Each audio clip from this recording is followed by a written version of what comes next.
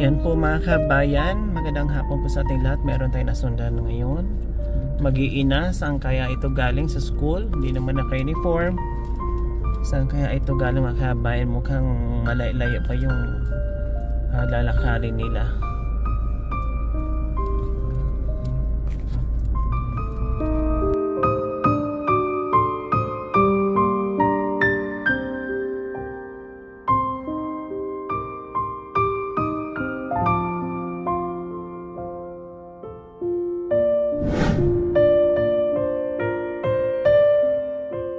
So, ayan po mga kabayan, sila yung nasundan natin kanina. Tapos akala natin tuloy-tuloy yung lakad din ng mga kabayan. Biglang lumiko, kaya huminto na rin tayo at sundan natin sila. Hello! Saan ang punta nyo, ate? Sa bukid po. Sa bukid. Anong gagawin nyo? Nagtatanim po ng gabi. Gabi. Pwede ba kaming sumama doon? Malayo po. Ay, saan po banda? Doon pa po.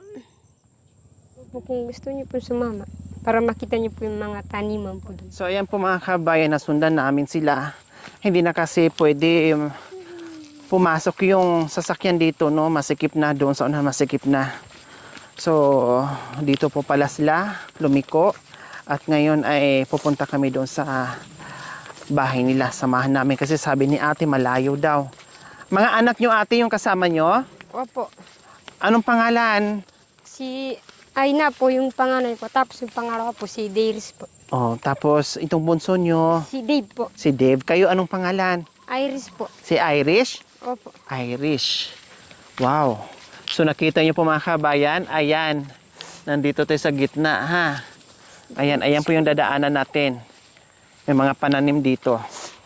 Wow, ang daming kamunting kahoy mga kabayan na lalaki. Diyos ko. Ang dami talaga. So medyo malayo nga po mga kabayan at dito yung daanan nila. No. Okay lang kasi patag naman. No, ang mahirap nito mga kabayan yung paakyat baba, akyat baba. Pero ito lang naman yung daanan. May mga tubo din dito mga kabayan, oh. Ayan. Ibang klase nga lang. Ito naman puro mga kamunting kahoy. Ayan po, oh. Mga kamunting kahoy yan. Tapos yung kabila, tubuhan naman. Oh. Tapos maganda naman yung daanan. Patag lang naman. Hindi ko alam no kung ilang kilometro to. Basta sinabi ni ate, Irish ay malayo. Oh.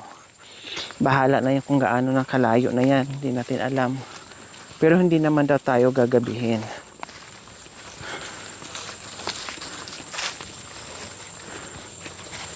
Antayin natin sila. Antayin natin. So ayan, antayin muna natin yung team.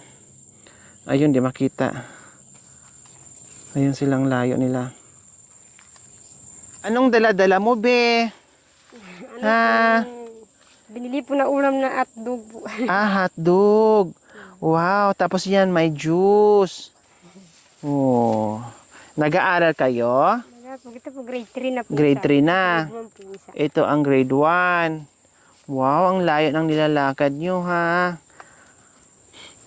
Talagang ang sisipag nyo mag-aral. Oh, ayan na sila. Ayan. Oh. Ang sisipag ng mga bata, oh. Ang galing maglakad. Ang bibilis. Minsan po, pag nagtsatsaga po yung mga babata, dumadaan po dito na pag nag-aaral na po, Lunes hanggang Biyernes. Sila lang dalawa? Hindi po, sasabayan ko po sila. Sinasamahan niyo. Opo. Grabe, tiyaga talaga.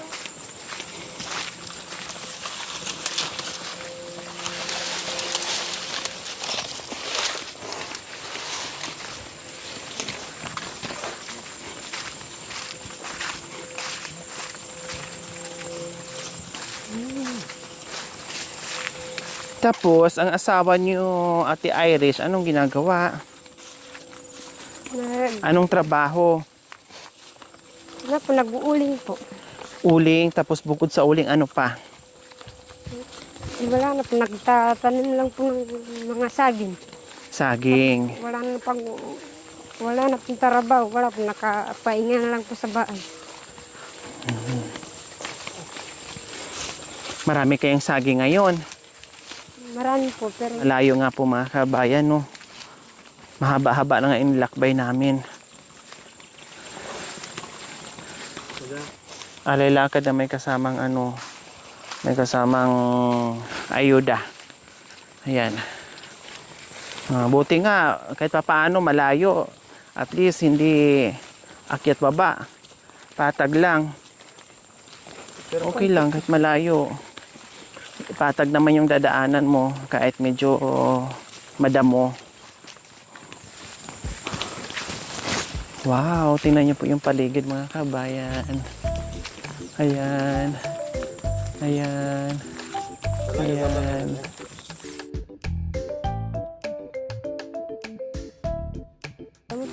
mamaya po pagbabalik kayo, ito po yung daan, pag ano sa may simento. Pag bumalik po kayo.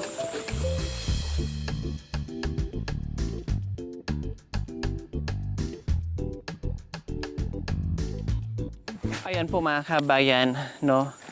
Kaya pala nasundan natin sila kanina, ang haba ng nilakad nila, pauwi na po sila, no? Pauwi na po sila. So ngayon walang choice, buti sana kung malapit lang o walang bitbit si kung kasama yung mister niya, okay lang, sila na sana bahala at interviewin na lang natin diyan. Kaya lang hindi po nakakayanin kasi may karga na bata, may 2 bata, kaya kailangan natin ihatid doon sa bahay nila. Yun nga lang, nahiya nga si Ate Iris kasi sabi niya, malayo daw, malayo, pero okay lang. Importante ay mabitbit natin at mahatid natin sila. Kasi hindi naman nila kaya itong bitbitin. Okay lang kung kasama niya yung mister niya. Pwede pa. Tutasanay naman yung mister niya magkarga ng mga bibigat. Kalakal.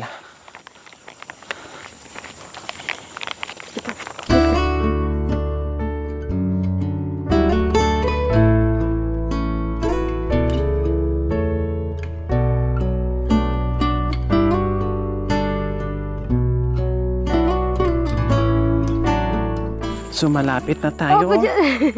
Nung pala may Melina po doon. Doon daw sa may Germelina. Sige. Let's go.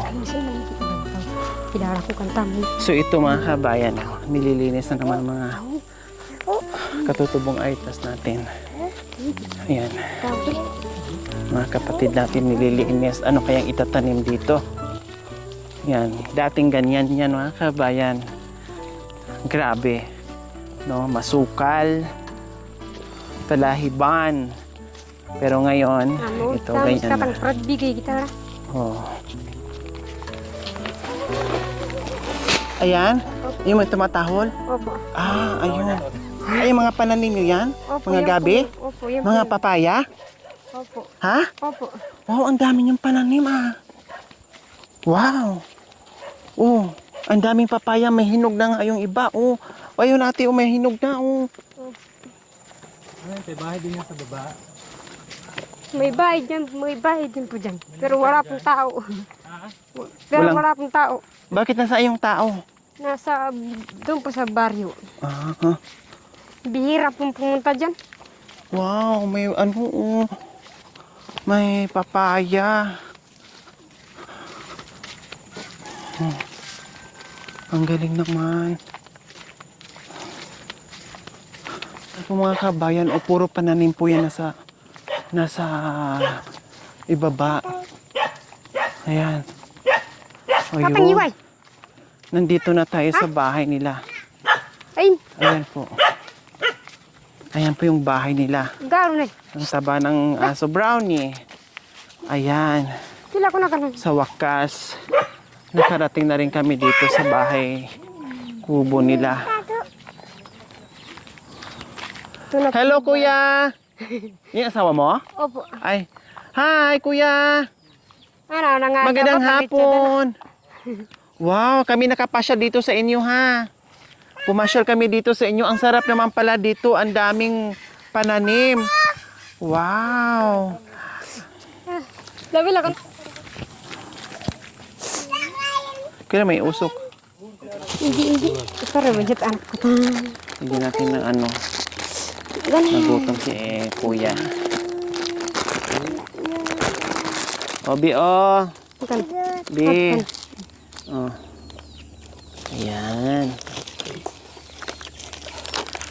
O, Bi, o. Ayan. O, ito, Bi, o, sa'yo, Bi. Sakan din.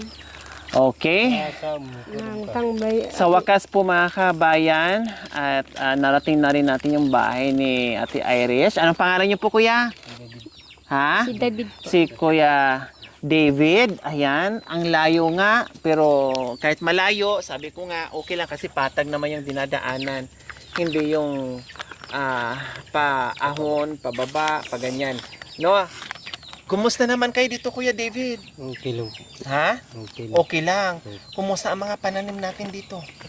May pananim dito kami Mga mga saging po. Saging. Mga gandos. ano pa?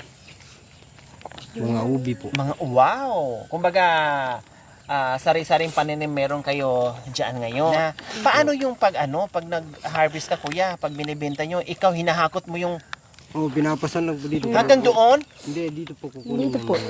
Kaya pala may kasi makakadaan dito yung Dito po rito yung... kulong-kulong kuya truck. Tama, kasi kasya naman.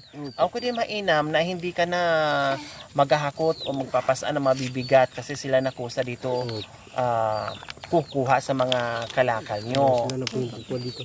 Oo. So nasundan kasi namin yung asawa mo at mga anak mo. Pasakayin sana namin. Kailan bigla silang lumiko.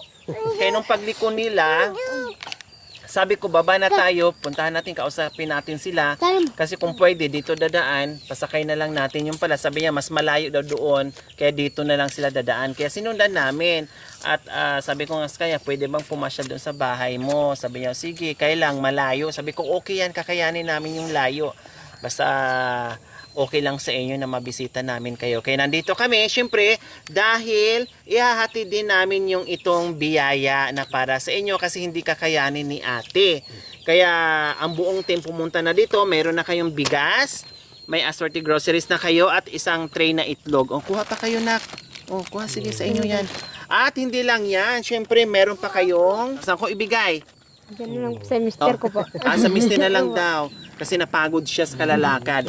Ayan, may 1,000 na rin kayo kahit papaano ay makabili kayo. Ito yung pinunta namin, Ate Irish. Kaya gusto namin kayong ihatid para maihatid namin yung biyaya. Kasi hindi nyo kaya ito pag iwanan lang namin kayo doon sa labas. Buti sana kung kasama si mister, kakayanin na ni mister ito. Diba? O ano ngayon sa pakiramdam nyo, Ate Irish, na talagang sinamahan pa namin kayo dito papunta sa inyo. Hindi ba kayo nagulat kanina? Hindi kayo natakot? Nagulat po, natakot po kami. Sabi po ng dalawang bata, nanay, baka mauulihin po tayo. Bakit uhulihin naman kayo? Wala naman kayong ginawa. Natatakot po na. Tapos, ano sabi mo sa kanila? Sabi ko po, hindi naman siguro na nga kumukuha ng bata yan. sabi mo sa kanila, hindi naman siguro nangunguha ng bata yan. Opo. Kasi natakot sila, baka mamang kidnapper na. Ay, Diyos ko, ang bait ng kidnapper, hinatid mo lang bahay. Hindi na tumakbo yung kidnapper, hindi na nagtago, no? Hinatid pa hanggang bahay. O tapos, ngayon, natakot pa rin kayo o wala na? Hindi na po. Saka, hindi na po. Saka maraming salamat din po. Ngayon lang po kami nakatanggap po ng ganitong turong. Masaya po kasi hindi ko pa kain po na may darating po na ganito na magbibigay po sa amin ng turong. Kumbaga yung takot yung kanina, napalitan ng saya ngayon. Opo. Kasi meron na kayong pagkain at kumpleto ricados na. At nakakatuwa ngayon, kita mo at kumakain yung mga anak mo sa aming munting dala-dala. Okay lang yun kasi nag-iingat kayo, doble ingat kayo kasi nga hindi nga nyo naman kami kilala, no, normal lang yun. Pero at least yung takot at pangamba nyo kanina napalitan naman ng saya at hinatid pa namin kayo mismo dito sa bahay nyo. O, di ba? Mga kabayan, maraming salamat po talaga sa walang sawang pagmamahal niyo po sa akin, no, sa panonood niyo without skipping ads, pag-share, pagla-likes, pag-comments, lahat po. na nakikiisa sa aking munting adikain. Maraming salamat po. Ito po nagagawa ng ating team. So ang biyaya from Team Lori. Maraming salamat po sa inyong ito ang puso na nandiyan po kayo palagi sa amin. Okay? Maraming salamat po sa kay Ate, ano po ba?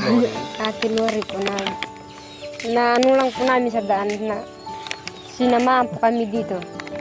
Kaya nagpapasalamat po kami sa kanya kasi may dumating po na biyaya po sa hindi po namin nakarain na may darating po na biyaya po sa amin. Dumating tayo bigla, okay? So ayan po mga kabayan, huwag niyo pong kalimutan. Paki-share, subscribe sa aking YouTube channel, Lori Aquino Talita. Maraming salamat po, gabi sa sol. Bye!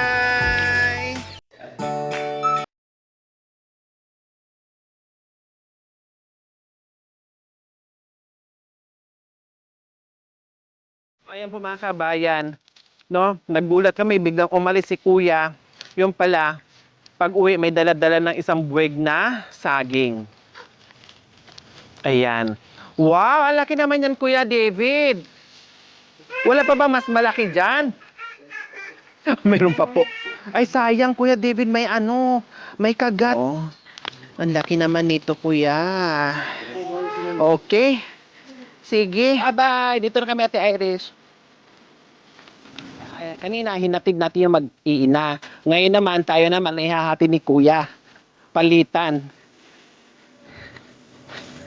Tapos pagdating niyo doon mamaya Kuya, hatid namin kayo ulit dito ha. Maghahatiran tayo hanggang magdamag.